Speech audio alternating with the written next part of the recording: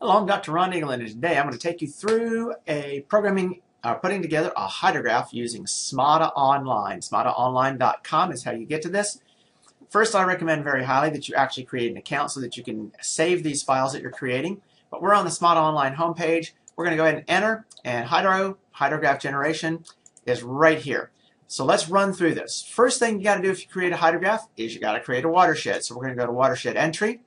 Watershed entry screen is actually going to show you any watersheds that you have created in the past and saved, and maybe any watersheds that have been saved by users and marked as global so that you can actually use this. We're going to create a new one in this case though, so I'm going to say create new watershed. So if I go to create new watershed, it allows me to go to the screen where I can create it. I am going to give it a name because I do intend to save it. If you are going to use the watershed in a hydrograph, you have to save the watershed. So here's what we do. Name of the watershed, we're going to call this sample 10-acre watershed. Okay, well, we know it's going to be a 10-acre watershed. We're going to make it have time of concentration of 25 minutes. Okay, impervious area, we'll make the impervious area 2 areas.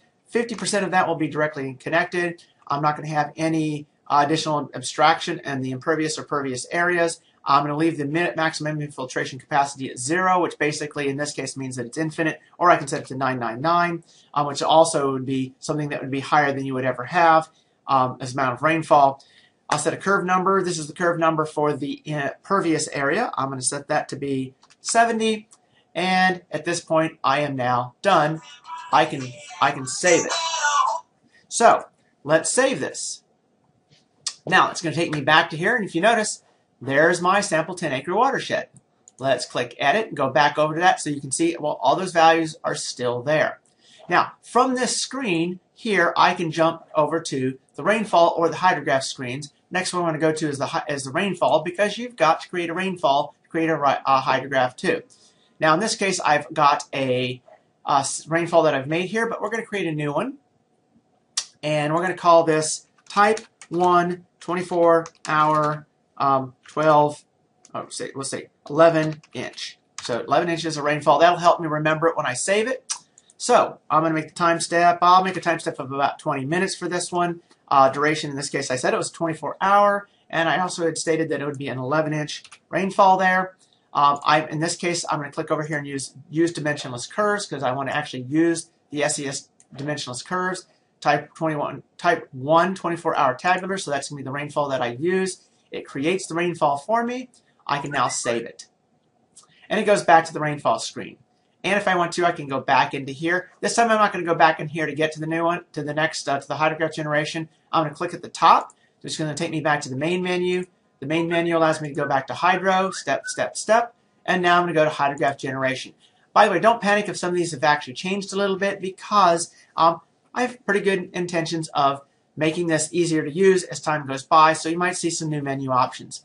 Creating the new hydrograph is relatively straightforward. You may see some new hydrograph options available to you as you work through this, but right now, the program as I show it, I'm going to take that sample 10-acre watershed that I created, that type 1 24-hour 11-inch rainfall. I'm going to make this a SCS 256 hydrograph.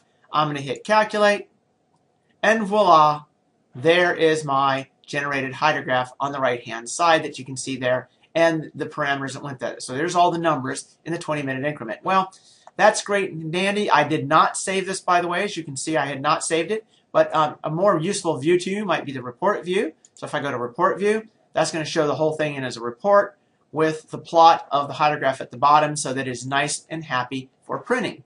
Also, if you are in the main generate hydrograph page and you want to get a plot of it, click on the plot, and your plot will pop up, and you can look at the individual numbers that go with it.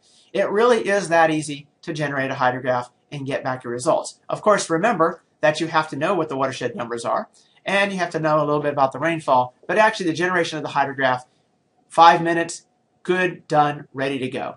So hopefully this was useful to you. If you're using SMADA, you now can generate a hydrograph quick and easy. Thank you very much. Signing out.